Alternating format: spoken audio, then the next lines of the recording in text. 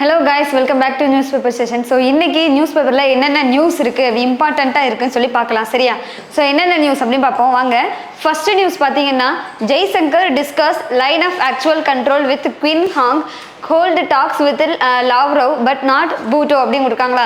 So இதில் குவின் ஹாங் அப்படிங்கிறவங்க வந்து சைனாவோட ஃபாரின் மினிஸ்டர் அவங்க கிட்ட பேசுகிறாங்களாம். அதே நேரத்தில் ஹோல்டு டாக்ஸ் வித் லாவ்ரோவ் அப்படின்னா ரஷ்யாவோட ஃபாரின் மினிஸ்டர் செர்கே லாவ்ரோவ் அவங்க கூட பேசுகிறாங்களாம். பட் நாட் பூட்டோ, இது வந்து பிலவல் பூட்டோ சர்தாரி அப்படின்னு பாகிஸ்தானோட பிரைம் மினிஸ்டர். ஸோ அவங்க கூட பேசலை, ஹோல்டு டாக்ஸ் அதான் சொல்கிறாங்க, அவங்க கூட டிஸ்கஸ் பண்ணலை அப்படின்னு சொல்கிறாங்க. அந்த நியூஸ்லாம் நமக்கு எக்ஸாம்பிள் இம்பார்ட்டன்ட் கிடையாது. பட் இதில் வந்து இங்கே என்ன சொல்கிறாங்க அப்படின்னா Jaishankar discuss the line of actual control with the Qin ஹாங். அதாவது என்ன அப்படின்னா நமக்கும் சைனாக்கும் நடுவில் லைன் ஆஃப் ஆக்சுவல் கண்ட்ரோல் நிறைய பிளேஸில் பார்டர் கிரைசிஸ் வந்துட்டு இருக்கு. ஸோ அதை பற்றி பேசுறதுக்காக தான் அவங்க வந்து பேசிட்டு இருக்காங்க. G20லையுமே ஆல்ரெடி இதை பற்றி பேசியிருக்காங்க. பட் இப்போ வந்து SCO மீட்டிங் நடக்குது இல்லையா, SCOவோட ஃபாரின் மினிஸ்டர் மீட்டிங் நடந்துட்டு இருக்கு. ஸோ அதில் இவங்க அதை பற்றி தான் பேசியிருக்காங்க. இதில் அந்த லைன் ஆஃப் ஆக்சுவல் கண்ட்ரோல் அந்த நிறைய இடத்துல நமக்கும் சைனாக்கும் நிறைய கிளாஷ் ஆகுது. எக்ஸாம்பிளுக்கு சொல்லணும்னா ஈஸ்டர்ன் லடாக் இப்போ ரீசெண்டாக பார்த்துட்டே வரோம். நம்மளோட டிஃபென்ஸ் மினிஸ்டர் ராஜ்நாத் சிங் கூட என்ன சொல்லியிருந்தாங்க அப்படின்னா அந்த ஈஸ்டர்ன் லடாக் 2020ல் சைனாக்கும் சரி நமக்கும் சரி நிறைய ப்ராப்ளம் வந்துட்டு இருந்துச்சு. ஸோ அதுலேருந்து அதை ஒரு அமைதிக்கான ஒரு இது கொண்டு வரணும் அப்படின்னா கண்டிப்பாக இரு நாட்டு அந்த ஆர்மியுமே என்ன பண்ணணும் அப்படின்னா அந்த பிளேஸை விட்டு விலகணும் அப்படிங்கிற மாதிரி சொல்லியிருந்தாங்க. ஸோ அதெல்லாம் பற்றி அவங்க டிஸ்கஸ் பண்ணுறாங்க சரியா. ஸோ இது வந்து இந்த ஹெட்டிங்கை பார்த்தீங்கன்னா இவங்க கூட பேசியிருக்காங்க, இவங்க கூட பேசலை அப்படிங்கிறதுலாம் எக்ஸாம் பாயிண்ட் ஆஃப் வியூவில் இம்பார்ட்டன்ட் கிடையாது. ஸோ நீங்கள் இது எக்ஸாம் பாயிண்ட் ஆஃப் வியூவில் தெரிஞ்சுக்க வேண்டியது என்ன அப்படின்னா நம்மளோட SCO மீட்டிங் வந்து ஹெட்டிங் வந்து ஹெட் வந்து யார், பிரசிடென்சி யார் அப்படின்னா நம்ம இந்தியா. SCOவில் எத்தனை மெம்பர் கண்ட்ரிஸ் இருக்காங்க, 8 மெம்பர் கண்ட்ரிஸ் இருக்காங்க.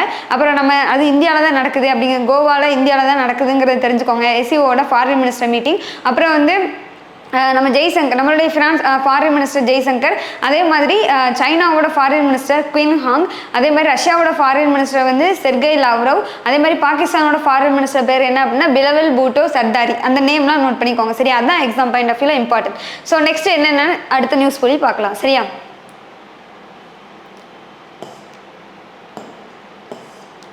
ஸோ அடுத்த நியூஸ் என்ன அப்படின்னு பாருங்களேன். மிருதங்கம் விர்ச்சுவோசோ காரைக்குடி மணி டேக்ஸி ஃபைனல் பவ். இது வந்து என்ன கொடுத்துருக்காங்க அப்படின்னா ஸோ அந்த மியூசிக் கன்சர்ட்லாம் நிறைய பண்ணுவாங்கல்ல. ஸோ அதில் மிருதங்கம் ஃபேமஸான ஒருத்தவங்க வந்து பேர் என்ன அப்படின்னா மணி. அவங்க வந்து என்ன பண்ணிட்டாங்க அப்படின்னா பாசிட்டிவ் ஆகிட்டாங்க. ஸோ அதை இங்கே வந்து கொடுத்துருக்காங்க சரியா. ஸோ அந்த நேம் மட்டும் நோட் பண்ணால் போதும் சரியா. அடுத்து போகலாம்.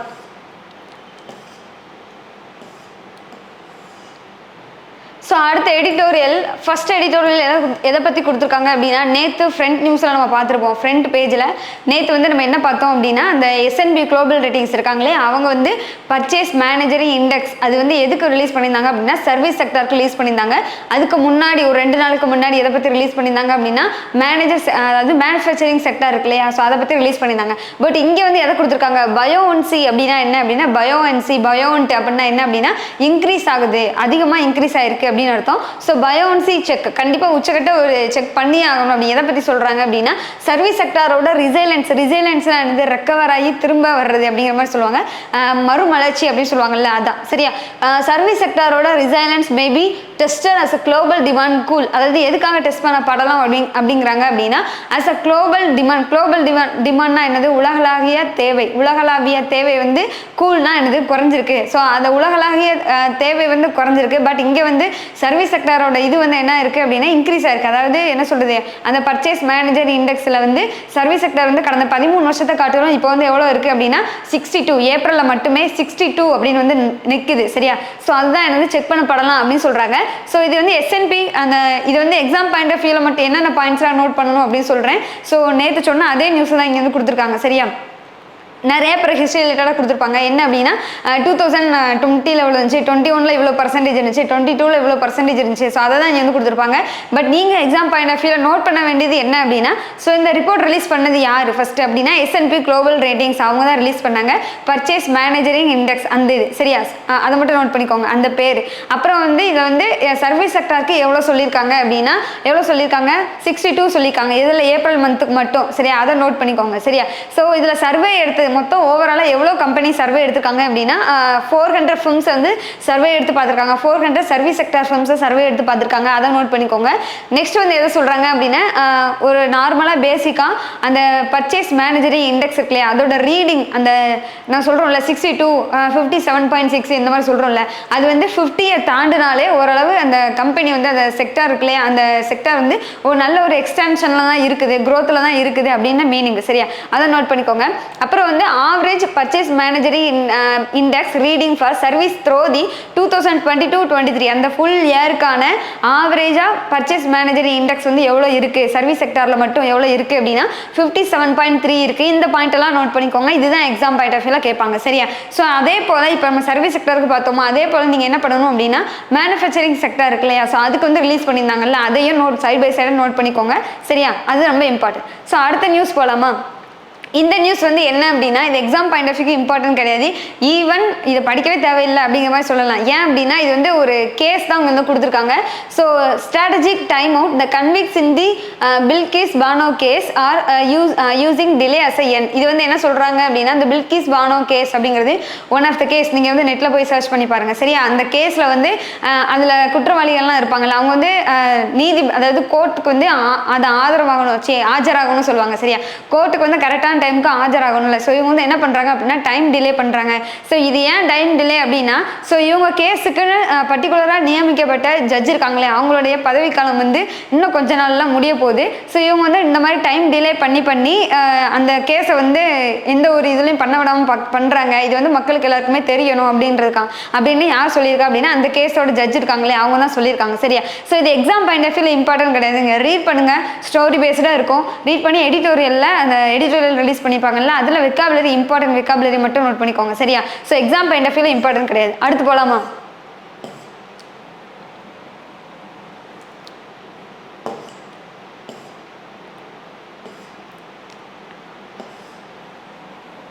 ஸோ இந்த நியூஸ் பாருங்களேன். SCO ministers meeting today to discuss economic ties. அதாவது எதை பற்றி பேச போகிறாங்க அப்படின்னா எக்கனாமிக் டைஸ் பற்றி நிறையா பேச போகிறதா சொல்கிறாங்க. ஸோ நம்ம தான் SCOவோட பிரசிடென்சியாக இருக்கோம். சரியா, SCOவோட ஃபாரின் மினிஸ்டர் மீட்டிங் நடந்துட்டுருக்கு. ஸோ டிஸ்கஸ் எக்கனாமிக் டைஸ் அப்படிங்கிறப்ப இதுக்கு முன்னாடி SCOவில் எதை பற்றி அதிகமாக பேசுவாங்க அப்படின்னா செக்யூரிட்டி இஷ்யூஸ் இருக்கு இல்லையா, ஸோ அந்த டெரரிசம் அட்டாக்ஸ் அதை பற்றி பேசுவாங்க, செக்யூரிட்டிஸ் இஷ்யூஸை பற்றி நிறையா பேசுவாங்க. ஸோ அது ரிலேட்டடாக தான் இருக்கும். பட் இந்த வருஷம் நம்ம இந்தியா தலைமையிலான அந்த SCOவில் எதை பற்றி பேசுகிறாங்க அப்படின்னா அந்த SCO ஃபாரின் மினிஸ்டர் மீட்டிங்கில் எதை பற்றி பேச போகிறாங்க, முக்கிய டொமைனாக எது இருக்க போகுது அப்படின்னா எதை ஃபோக்கஸ் பண்ண போகிறாங்க அப்படின்னா national currency payments for mutual trade. அதாவது ஒரு கண்ட்ரிக்கு இன்னொரு கண்ட்ரிக்கு நடுவில் வந்து ட்ரேடிங் நடக்கும்போது அந்த நேஷனல் கரன்சியை வந்து ட்ரேடிங்க்கு வந்து யூஸ் பண்ணிக்கணும், அந்த கரன்சியை யூஸ் பண்ணிக்கணும், அந்த டொமஸ்டிக் கரன்சியவே அந்த பேமெண்ட் டிரான்சாக்ஷனுக்கு யூஸ் பண்ணிக்கணும் அப்படின்னு சொல்கிறாங்க. சரியா, so national currency payments for mutual trade will be agenda for SCO cooperation. அதான் Shanghai cooperation organisation foreign minister மீட்டிங்கோட மெயின் அஜெண்டாவே அதுதான் அப்படிங்கிற மாதிரி சொல்கிறாங்க. ஸோ ஆல்ரெடி இந்தியா வந்து இதுக்கு முன்னாடி யார் கூட பைலேட்டரல் டைஸில் இருக்காங்க அப்படின்னா இந்த டொமைனில் அப்படின்னா அந்த நேஷனல் பேமெண்ட் மியூச்சுவல் ட்ரேடில் வந்து யார் கூட இருக்காங்க அப்படின்னா இந்தியாவும் ரஷ்யாவும் ஆல்ரெடி இது வந்து பேசிகிட்டு இருக்காங்க. சரியா, பைலேட்டரல் டைஸில் இருக்காங்க அப்படிங்கிற மாதிரி சொல்கிறாங்க. ஸோ இப்போ வந்து SCO வந்து இப்போ நிறைய கண்ட்ரிஸ் அதே சைனாவும் வந்திருக்காங்க, அதே நம்ம ரஷ்யா கூட தான் என்ன பண்ணியிருந்தோம் இந்த டைப் வச்சுருந்தோம், அதே ரஷ்யா வந்திருக்காங்க, அதே சைனா வந்திருக்காங்க. ஸோ இன்னும் நிறைய கண்ட்ரிஸ் வந்திருக்காங்கல்ல, இவங்க கூட தான் அந்த மல்டிலேட்டரலாக அதை வந்து கொண்டு போகணும் அப்படிங்கிறத பற்றி பேசுகிறாங்க. சரியா, ஸோ நெக்ஸ்ட் வந்து என்ன அப்படின்னா நம்ம இந்தியா இருக்காங்க இல்லையா, ஸோ நம்ம இந்தியா வந்து நிறைய கண்ட்ரிஸ் கூட என்ன பண்ணியிருக்கோம் அப்படின்னா நிறைய கோஆப்ரேஷனில் இருக்கும். ஸோ என்னென்ன கண்ட்ரிஸ் பாருங்களேன், அவங்களே கொடுத்துருப்பாங்க. அஃபிஷியல் ஸ்டேஸ் இந்தியாவோட position is seen as a balancing ஃபோர்ஸாக இருக்குது. ஸோ எல்லாத்தையும் ஒரு பேலன்ஸ் பண்ணி கொண்டு போகிற பிளேஸில் நம்ம இந்தியா இருக்குது அப்படிங்கிற மாதிரி சொல்கிறாங்க. எதனால் இதை வந்து சொல்கிறாங்க அப்படின்னா India as a member of the குவாடில் இருக்காங்க. குவாடில் மொத்தம் எத்தனை கண்ட்ரிஸ் அப்படின்னா 4 கண்ட்ரிஸ் இருக்காங்க. ஃபர்ஸ்ட் யார் அப்படின்னா USA, அப்புறம் ஜப்பான், நம்ம இந்தியா, அப்புறம் ஆஸ்திரேலியா. இவங்க 4 கண்ட்ரிஸ் வந்து குவாடில் இருக்காங்க. ஸோ அதுக்கப்புறம் வந்து G20 20 கண்ட்ரிஸ் இருப்பாங்கல்ல, ஸோ அப்புறம் வந்து அதில் நம்ம இந்தியா இருக்கோம். அப்புறம் பிரிக்ஸ் வந்து Brazil, Russia, India, China, south Africa இதில் நம்ம இருக்கோம். அதே மாதிரி IBSA India, Brazil, south Africa இந்த 3ல நம்ம இருக்கோம். அப்புறம் SCOவில் 8 மெம்பர் கண்ட்ரிஸ் இருக்காங்கல்ல, அதில் நம்ம இருக்கோம். அதே போல் foreign minister to discuss induction அது கொண்டு வர போகிறாங்க. Induction of the Iran, Belarus as full members, அதாவது ஃபுல் டைம் மெம்பர்ஸாக ஈரான் கண்ட்ரி இருக்காங்கல்ல அவங்களையும் பெலாரஸையும் கொண்டு வர போகிறதா பேசிட்டு இருக்காங்க. ஸோ எவ்வளோ கண்ட்ரி இருக்குது. சரியா, அப்போ எத்தனை இதில் நம்ம வந்து குரூப் ஆஃப் கண்ட்ரிஸ் கூட நம்ம வந்து கோஆப்ரேஷனில் இருக்கோம். ஸோ அதனால் இந்தியா வந்து என்ன சொல்கிறாங்க அப்படின்னா ஒரு பேலன்சிங் பொசிஷனில் இருக்குது அப்படின்னு சொல்கிறாங்க. சரியா? ஸோ அந்த பாயிண்ட்டை நோட் பண்ணிக்கோங்க. நெக்ஸ்ட் போகலாம். ஸோ நெக்ஸ்ட் அடுத்தது பாருங்களேன். higher PF pension 1.16% to be taken from the employer's share, says the labor ministry. இது வந்து என்ன அப்படின்னா நம்மளுடைய யூனியன் லேபர் மினிஸ்டர் இருக்காங்க இல்லையா, ஸோ அவங்க வந்து என்ன பண்ணியிருக்காங்க, பூபேந்தர் யாதவ் நினைக்கிறேன் யூனியன் லேபர் மினிஸ்டர். ஸோ நீங்கள் வந்து என்ன பண்ணுங்க அப்படின்னா கமெண்ட் பண்ணுங்க. ஸோ யூனியன் லேபர் மினிஸ்டர் யாருன்னு சரியா தெரியல. சரியா? ஸோ கமெண்ட் பண்ணுங்க.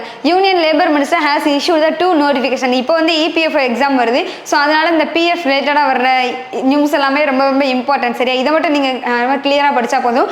பேங்கிங் ரிலேட்டடாக ரொம்பவே ஆழமாக படிக்க தேவையில்லை. சரியா? இபிஎஃப்க்குன்னு தனியாக ஃபோக்கஸ் பண்ணுறவங்க எதை படிக்கணும் அப்படின்னா இபிஎஃப் ரிலேட்டடாக வர்ற நியூஸ் படிங்க, அப்புறம் இன்டர்நேஷனல் நியூஸ் படிங்க, நேஷனல் நியூஸ்லாம் படிங்க, அப்புறம் ஸ்டேட் நியூஸ், இந்த சம் ஸ்ட்ராட்டஜிக்கஸ் இதெல்லாம் படித்தா போதும். சரியா? பேங்கிங்க்கு ரொம்ப டீப்பாக வந்து படிக்க தேவையில்லை. சரியா? இப்போ பாருங்க, இந்த union labour ministry has issued 2 notification release பண்ணியிருக்காங்க. ஃபர்ஸ்ட் நோட்டிஃபிகேஷனில் எதை சொல்கிறாங்க அப்படின்னா இது வரைக்கும் என்ன பண்ணியிருந்தாங்க அப்படின்னா எம்ப்ளாயர்ஸ்க்கு எம்ப்ளாயி ரெண்டுக்குமே டிஃப்ரென்ஸ் தெரியணும். எம்ப்ளாயர்ஸ் அப்படின்னா முதலாளி, எம்ப்ளாயீஸ் அப்படின்னா அதுக்கு கீழே அவங்களுக்கு கீழே வேலை செய்கிற தொழிலாளிகள். சரியா? ஸோ எம்ப்ளாயி இருக்காங்களே அவங்களுடைய சேலரியிலேருந்து தான் என்ன பண்ணியிருந்தாங்க அப்படின்னா அந்த பிஎஃப்காக செட்டன் அமௌண்ட் ஆஃப் அந்த 1.16% பிஎஃப்காக 1.16% சேலரியிலேருந்து எடுத்துகிட்டு இருந்தாங்க. இப்போ வந்து இப்போ ஏற்கனவே நான் சொன்ன மாதிரி தான் அந்த induction of the joint induction of the high pension for எம்ப்ளாயர்ஸ்க்கு எம்ப்ளாயிஸ் ரெண்டு பேருக்குமே சேர்ந்து அறிவிச்சிருக்காங்க இல்லையா. ஸோ அதன்படி அந்த சுப்ரீம் கோர்ட் வந்து வேர்டிக் கொடுத்துருக்காங்க. ஸோ அதன்படி யூனியன் லேபர் மினிஸ்டர் வந்து என்ன கொடுத்துருக்காங்க, என்ன நோட்டிஃபிகேஷன் கொடுத்துருக்காங்க அப்படின்னா எம்ப்ளாயர்ஸோட ஹை பென்ஷன், எம்ப்ளாயர்ஸுக்குமே ஹை பென்ஷன் கொடுக்கணும்ல, அதுக்காக அவங்களுடைய சேலரி அவங்களோட வேஜஸ்லேருந்து எவ்வளோ எடுத்திருக்காங்க அப்படின்னா 1.16% வந்து எடுக்க போகிறோம் அப்படிங்கிற மாதிரி சொல்லியிருக்காங்க. அதுதான் எனது ஃபர்ஸ்ட் நோட்டிஃபிகேஷன். செகண்ட், ஆல்ரெடி அவங்க வந்து எவ்வளோ எடுத்துகிட்டு இருந்தாங்க அப்படின்னா 12% வந்து எடுத்துகிட்டு இருந்தாங்க. சரியா? ஸோ அது கூட சேர்ந்து இப்போ 1.16% எடுக்க போகிறாங்க அடிஷ்னலாக. அது மட்டும் ஞாபகம் வச்சுக்கோங்க. Second notification notifies the relevant provision, அதாவது எது ரிலேட்டடாக இருக்குது அப்படின்னா social security to legalise the step. இந்த ஸ்டெப் ஃபர்தராக அந்த ஃபர்ஸ்ட் நோட்டிஃபிகேஷன் ரிலீஸ் பண்ணாங்க இல்லையா, அந்த நோட்டிஃபிகேஷனை சோசியல் செக்யூரிட்டியோட லீகலைஸ் பண்ணணும் அப்படிங்கிறதா என்னது செகண்ட் நோட்டிஃபிகேஷன். சரியா? ஸோ அதை மட்டும் நோட் பண்ணால் போதும். இது இபிஎஃப்க்கு ரொம்ப இம்பார்ட்டன்ட். ஸோ அடுத்த நியூஸ் போகலாமா?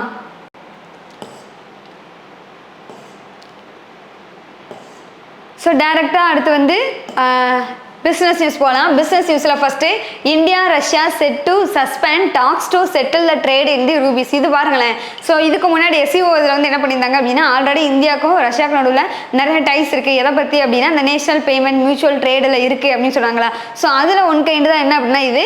ஸோ இந்தியாவும் ரஷ்யாவும் செட் டு சஸ்பெண்ட் பண்ண போகிறாங்க. எதை அப்படின்னா அதாவது இங்கே பாருங்களேன், 2 Indian government official, 2 Indian government official வந்து எதுக்காக நியமிக்கப்பட்டிருக்காங்க அப்படின்னா ஸோ அவங்க கூட அந்த நேஷனல் பேமெண்ட் மியூச்சுவல் ட்ரேட் இருக்கு இல்லையா, அதாவது ஒரு கண்ட்ரிக்கு இன்னொரு கண்ட்ரிக்கு ரஷ்யாவுக்கும் நமக்கும் நடுவில் உள்ள ட்ரேடு வந்து நம்மளுடைய டொமஸ்டிக்கான கரன்சி ரூபிலேயே பண்ணணும், ட்ரேட் டிரான்சாக்ஷன் ரூபிலே பண்ணணும் அப்படிங்கிறது தான் அது. சரி, அதுக்கு அதை வந்து கன்வின்ஸ் பண்ண முடியல. யாரால அப்படின்னா நம்ம இந்தியாவில் நியமிக்கப்பட்ட 2 மெம்பர்ஸ் அதான் இங்கே சொல்லியிருக்காங்க. சேசி நெகோசியேட்டர்ஸ்னா பேசுகிறவங்க. சரியா? நெகோசியேஷன் வந்து கலந்து உரையாடுதல் அப்படின்னு அர்த்தம். நெகோசியேட்டர்ஸ் அனேபிள் டு கன்வின்ஸ் மாஸ்கோ, அதாவது மாஸ்கோனா ரஷ்யாவோட இதுதான். சரியா? ஸோ மாஸ்கோவை என்ன பண்ண முடியல அப்படின்னா கன்வின்ஸ் பண்ண முடியல. ஸோ எதுக்கு to stock the rupees in its coffer, அதாவது அந்த ட்ரேடிங்கில் ரூபீஸை பயன்படுத்துறது கன்வின்ஸ் பண்ண முடியலன்னு சொல்கிறாங்க.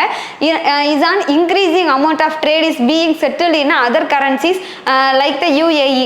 யுஏஇயோட திர்ஹாம் இருக்கு இல்லையா, ஸோ யுனைடெட் அரேப் எமிரேட்ஸோட கரன்சி திர்ஹாம். ஸோ அதெல்லாம் பண்ணுறாங்க. நம்மளுடைய கரன்சியை வந்து பண்ணலை, அதுக்கு வந்து கன்வின்ஸ் அவங்க வந்து ஒத்துக்கல அப்படிங்கிற மாதிரி சொல்கிறாங்க. இவங்களை மாஸ்கோவை கன்வின்ஸ் பண்ண முடியலைன்னு சொல்லியிருக்காங்க. அதனால என்ன பண்ண போகிறாங்களாம், அதை வந்து அந்த பேச்சுவார்த்தையை நிப்பாட்ட போகிறதா சொல்கிறாங்க. சரியா? Negotiation with Moscow on the ruby trade settlement mechanism have been suspended after the month of talk. அதாவது கடந்த ஒரு மாசம் கிட்டத்தட்ட ஒரு மாசமா பேசிட்டே இருக்கோம் அதை பத்தி. சரியா? after the month of talks seen as a major setbackனா என்னது, பின்னடைவு அப்படின்னு அர்த்தம். setback for the importers of cheap oil and coal from Russia. அதாவது ஆயில் அண்ட் கோல் ரெண்டுமே நம்ம ரஷ்யால இருந்து அதிகமா வாங்கிட்டு இருக்கோம் இல்லையா. ஸோ அது அந்த டைம்ல இவங்க வந்து இந்த மாதிரி ரூபியில வந்து டிரான்சாக்ஷன் பண்ண மாட்டோம் அப்படின்னு கன்வின்ஸ் பண்ணல. அதாவது என்ன நம்ம இந்தியா கன்வின்ஸ் பண்ணல, அவங்க வந்து கன்வின்ஸ் ஆகலை. சரியா? ஸோ அது வந்து யாருக்கு மேஜராக பின்னடைவாக இருக்கும் அப்படின்னா அதை இம்போர்ட் பண்ணுவாங்கல்ல, ஆயில் கம்பெனிஸ் இருப்பாங்கல்ல, அவங்களுக்கு தான் ரொம்ப ஒரு பின்னடைவாக இருக்கும்னு சொல்கிறாங்க. சரியா? ரஷ்யாவோட favourable high trade gap could land it with the annual rupee surplus of over the எவ்வளோ இருக்குது அப்படின்னா $40 பில்லியன் இருக்குது. Which is Moscow sees is not, அது வந்து எவ்வளோ இல்லை, அது டிசைரபிளாக இல்லை, மாஸ்கோக்கு அது டிசைரபிளாக இல்லை. நம்ம இந்தியாவோட இது வந்து எவ்வளோ இருக்கும் பாருங்களேன், $40 பில்லியன் இருக்குது. சரியா? அது வந்து என்ன ஆகலை, மாஸ்கோக்கு வந்து ஒத்துக்கிற மாதிரி இல்லை. சரியா? அது அப்புறம் இந்தியாவோட லோ ஷேர், அதாவது குளோபல் ட்ரேடிங்கில் இந்தியாவோட ஷேர், அந்த இந்தியாவோட ஷேரிங் இருக்குல்ல, நம்ம வந்து நிறையா வந்து அந்த உலகளாகிய டிமாண்ட் சொல்லுவாங்க இல்லையா, ஸோ நம்ம வந்து அதிகமாக எக்ஸ்போர்ட் பண்ணுறது தான் சொல்கிறாங்க. ஸோ மற்ற கண்ட்ரிஸ்க்கு அதிகமாக எக்ஸ்போர்ட் பண்ணுறது, இம்போர்ட் பண்ணுறது, அந்த மாதிரி குளோபல் ட்ரேடிங்கில் வந்து இந்தியாவோட ஷேர் வந்து கம்மியாக இருக்குது அப்படிங்கிற மாதிரி. ஸோ இந்தியாவோட லோ ஷேர் இந்த global trade, rupee's lack of full convertibility seen as a factor against the holding rupee. அதாவது இந்த பேச்சுவார்த்தை வந்து இந்த மாதிரி பின்னடைவை சந்திச்சதுக்கு ஒரு காரணம் வந்து என்ன அப்படின்னா இந்தியாவோட லோ ஷேர், இன்னும் குளோபல் ட்ரேட்ல இந்தியாவோட ஷேர் வந்து அவ்வளோவா இல்லை, கம்மியாக இருக்குன்னு சொல்கிறாங்க. அது ஒரு காரணம். அதுதான் என்னது அப்படின்னா ரூபி வந்து அது மட்டும் இல்லாமல் rupee lack of full convertibility, அதை வந்து ஃபுல்லாக கன்வெர்ட் பண்ண முடியல போல. சரியா? ஸோ அங்கே டெக்னிக்கல் இஷ்யூஸ் நிறையா இருக்கலாம், அந்த ரூபி அந்த இது சம்மந்தமாக கன்வர்ஷன் சம்மந்தமாக டெக்னிக்கல் இஷ்யூஸ் இருக்கலாம். ஸோ அதனாலேயும் தான் என்ன பண்ண முடியும், கன்வின்ஸ் ஆகலை அப்படிங்கிற மாதிரி சொல்லியிருக்காங்க. சரியா? இதுக்கு ஒரு ரீசன் தான் சொல்லியிருக்காங்க. ஜஸ்ட் வந்து இதை நோட் பண்ணிக்கோங்க. சரியா? இன்டர்வியூலலாம் இது ரொம்ப இம்பார்ட்டண்டாக கேட்கலாம். ஸோ அடுத்து பார்த்தீங்கன்னா HDFC Q4 net profit rice 20% to 4,425 crore. இது வந்து என்ன, HDFC பேங்க் இருக்காங்களே அவங்களுடைய net profit Q4 net profit எவ்வளோ பர்சன்டேஜ், எவ்வளோ அமௌண்ட், அதை மட்டும் நோட் பண்ணிக்கோங்க. 20% அமௌண்ட் பார்க்கும்போது 4,425 crore, அதை மட்டும் நோட் பண்ணுங்க. சரியா? ஸோ அடுத்து பார்த்தீங்கன்னா சிபிடிசினா என்னது, சென்ட்ரல் பேங்க் டிஜிட்டல் கரன்சிஸ் அப்படின்னு சொல்லுவாங்க. Central bank digital currencies can easy cross border payments. So RBI தான் அந்த ரிப்போர்ட் ரிலீஸ் பண்ணியிருக்காங்க. ஸோ இங்கே பாருங்களேன், ஆர்பிஐயோட முத்திரை கொடுத்துருக்காங்க. சரியா? So central bank digital currencies can ease the cross border payments. அதான் இங்கே பாருங்களேன், கிராஸ் பார்டர் பேமெண்ட்ஸ் என்னது, ஒரு கண்ட்ரிக்கு இன்னொரு கண்ட்ரிக்கு, அந்த ஃபாரின் கண்ட்ரிஸ் கூட நம்ம வந்து ஏதாவது ட்ரேட் வைக்கும் போது ஸோ அதில் என்ன பண்ணுறாங்க அப்படின்னா பேமெண்ட் பண்ணுறதுக்கு கொஞ்சம் வந்து ஈஸியான மெத்தடை கொடுக்குறாங்க. சரியா? Central bank digital currencies could bring about a substantive changes in the sphere. அதுதான் என்ன பண்ண முடியும் அப்படின்னா ஒரு நல்ல ஒரு சேஞ்சஸ் கொண்டு வர முடியும். அந்த சிபிடிசி இருக்காங்களே அவங்க cross border payments. RBI deputy யார் சொல்றா அப்படின்னா ஆர்பிஐயோட டெபுட்டி கவர்னர் டி ரவிசங்கர் இருக்காங்களே, ஸோ அவங்க சொல்றாங்க. சரியா? That coordination across the countries between the public and, அதாவது கோஆர்டினேஷன் பிட்வீன் த கண்ட்ரிஸ் நடுவில் உள்ள கோஆர்டினேஷனும் பப்ளிக் செக்டருக்கும் பிரைவேட் செக்டர் கம்பெனிஸ் நடுவில் உள்ள கோஆர்டினேஷன் ரொம்பவே இம்பார்ட்டன்ட் அப்படிங்கிற மாதிரி சொல்றாங்க. Cross border payments has been a forefront of initiative of the G20. G20 main ஒரு முக்கியமான இனிஷியேட்டிவ்ல இதுவும் ஒன்று. எது அப்படின்னா கிராஸ் பார்டர்ல ட்ரேட் பண்றது, கிராஸ் பார்டர் பேமெண்ட் பண்றது. சரியா? So unveiling and also unveiling the 4th edition of the G20 tech sprint வந்து அன்வெல் பண்ணிக்காங்க. Global technology competition to promote the innovative solution for improving the cross border payment. அதாவது cross பார்டர்ல payment பண்றது, cross பார்டர்னாலே foreign கண்ட்ரீஸ்க்கு payment transaction பண்றதுக்கு வந்து அதுக்கு ரிலேட்டடான டெக்னிக்கலாக கொண்டு வரணும், நிறைய இன்னோவேட்டிவ் சொல்யூஷன் கொண்டு வரணும், அதை வந்து ஈஸ் பண்ணும், அதோட வழிகளை வந்து கொஞ்சம் ஈஸியான வழியாக மெத்தடாக கொண்டு வரணும் அப்படின்றது தான் இவங்க சொல்கிறாங்க. சரியா? ஸோ அதுதான் வந்து G20 மெயின் ஃபோக்கஸாக இருக்கும் அப்படின்னு கொடுத்துருக்காங்க.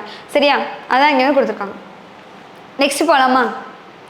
ஸோ நெக்ஸ்ட் ஸ்போர்ட்ஸில் எனக்கு அவ்வளோவா இம்பார்ட்டண்ட்டாக சொல்கிற மாதிரி நியூஸ் இல்லை. அவ்வளோதான் கைஸ், எல்லாமே நியூஸ் முடிஞ்சிருச்சு. நெக்ஸ்ட் ஒரு இன்ட்ரெஸ்டிங் கண்டென்ட்டோட நான் உங்களை மீட் பண்ணுறேன். Thank you so much.